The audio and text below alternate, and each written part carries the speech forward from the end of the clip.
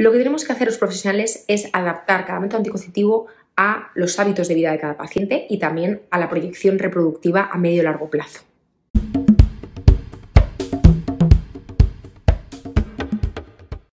En el vídeo de hoy vamos a aclarar todo sobre los métodos anticonceptivos y vamos a desmitificar muchos mitos.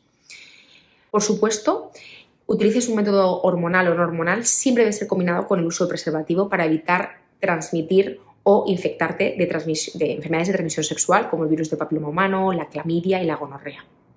Una de las principales preguntas que nos lanzan las pacientes es: ¿cuál es el método más eficaz para evitar embarazo?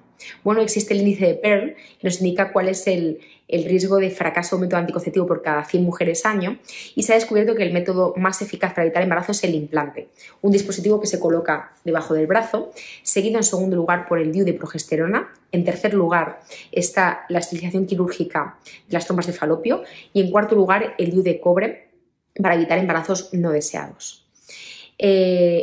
Luego tiene más riesgo de fracaso por el riesgo de olvido el uso de la píldora, el anillo, el parche, y los métodos menos eficaces en cuanto a planificación familiar son el uso de preservativo femenino, diafragma o esponjas con espermicidas.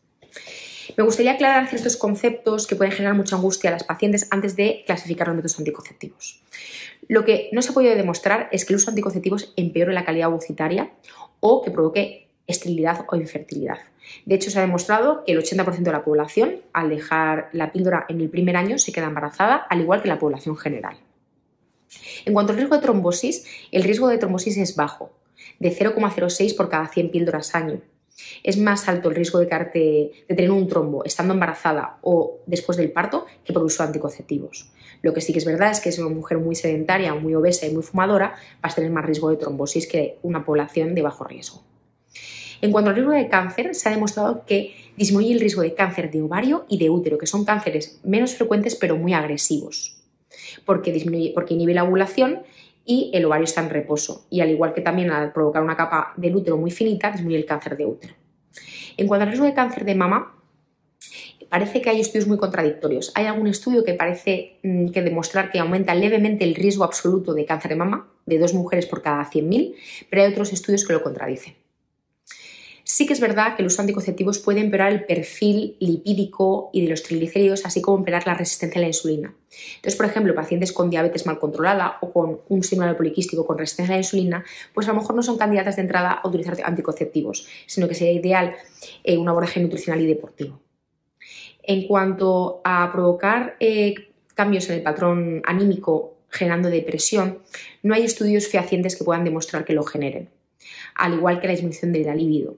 Pero sí que parece que los anticonceptivos con bajo nivel estrogénico pueden tener más tendencia a generar disminución de libido y cambios en el patrón anímico.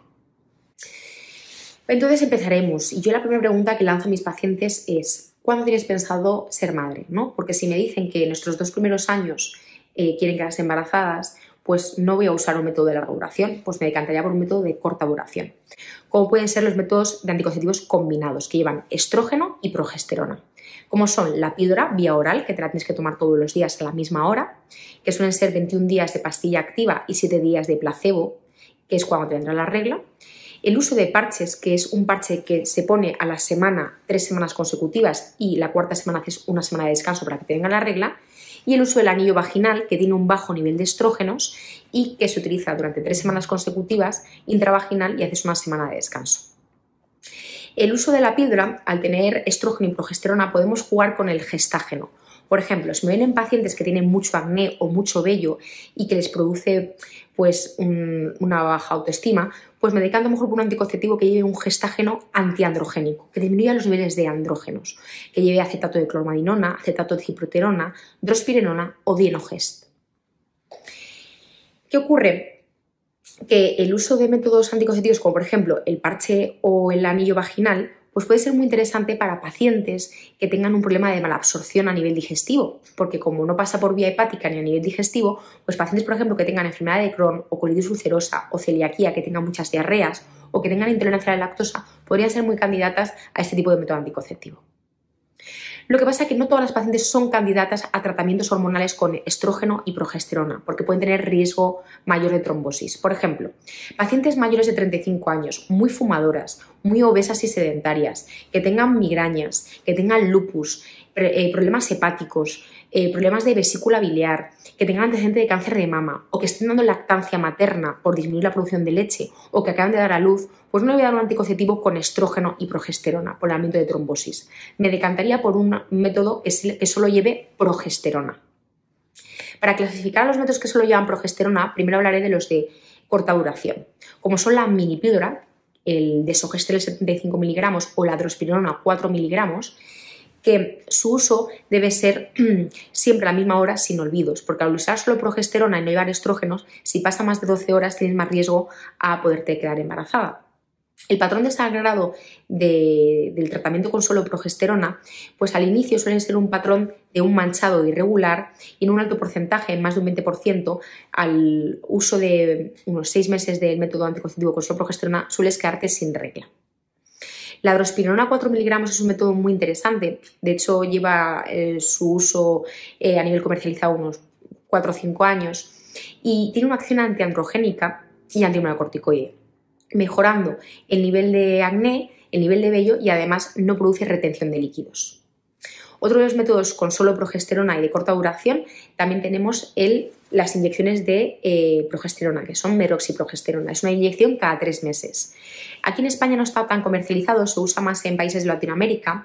El patrón de sangrado suele ser no generar menstruación. Hay gente que se puede quejar de tener retención de líquidos, algo de acné, y luego tarda mucho en la gente a recuperar la regla al cabo del año del cese de este uso. Sí que tiene el beneficio que puede disminuir el riesgo de crisis epilépticas en pacientes con epilepsia y lo que no está recomendado es poner las inyecciones en pacientes adolescentes porque puede alterar la mineralización ósea. Entonces, como ventajas del uso de progesterona es que tiene bajo riesgo de trombosis, se puede utilizar durante la lactancia materna, pero el patrón de sangrado a veces genera cierto rechazo en la adherencia de su uso porque hay gente que no le gusta el no tener regla o tener un manchado muy escaso de manera irregular. Para pacientes que me dicen que tienen muy claro que a corto o medio plazo no quieren tener hijos, me decantaría por un método de larga duración. ¿Cuáles son los métodos de larga duración? Pues tenemos el implante, que es un método que dura 3 años y se coloca en el brazo. En pacientes muy obesas tiene una duración de 2 años aproximadamente. Y luego tenemos el uso de DIUs, el DIU con hormona y el DIU sin hormona, el DIU de cobre.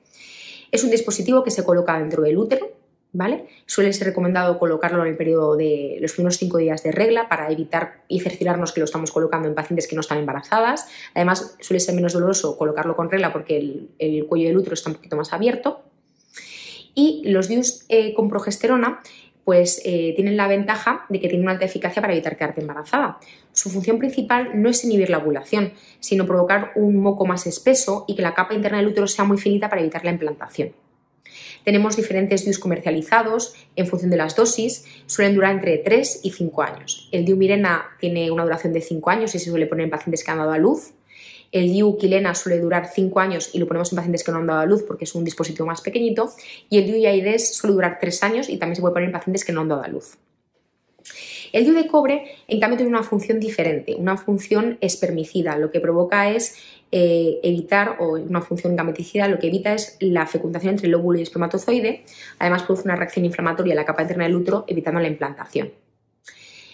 Como ventaja es que también se puede utilizar incluso como método de emergencia. Imaginar que tenéis un coito sin protección y no queréis quedaros embarazados. Si se coloca el DIU de cobre las primeras 120 horas, puede utilizarse como método de emergencia para evitar ese embarazo no deseado. La desventaja que tiene el DIU de cobre es que puede generar reglas más abundantes y más dolorosas. Entonces yo me decantaría para el DIU de cobre para pacientes que tengan reglas muy livianas, muy poco dolorosas y muy poco abundantes. Otro de los métodos de larga duración, pero en este caso que son irreversibles, es la esterilización quirúrgica de las trompas de falopio, o bien la ligadura o la salpingectomía, quitar las trompas. Como su nombre indica, es un método irreversible y que si luego la paciente se arrepiente y quiere tener futuros embarazos, pues tendría que entonces utilizar un método de fecundación in vitro porque ya las trompas no podrían hacer que encontrase el óvulo al espermatozoide. Bueno, yo creo que este es un resumen muy bueno para decidir qué método quieres. Yo creo que es importante hacer un riesgo-beneficio.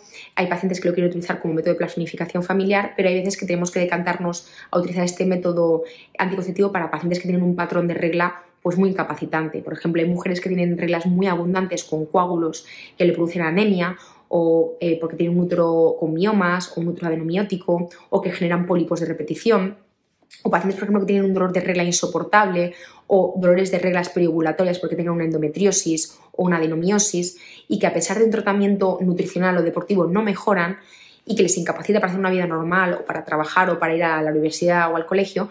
Creo que si la paciente entiende los beneficios de este tratamiento, los efectos secundarios, y se siente partícipe de su problema clínico, va a ser más fácil tanto para el profesional como para la paciente.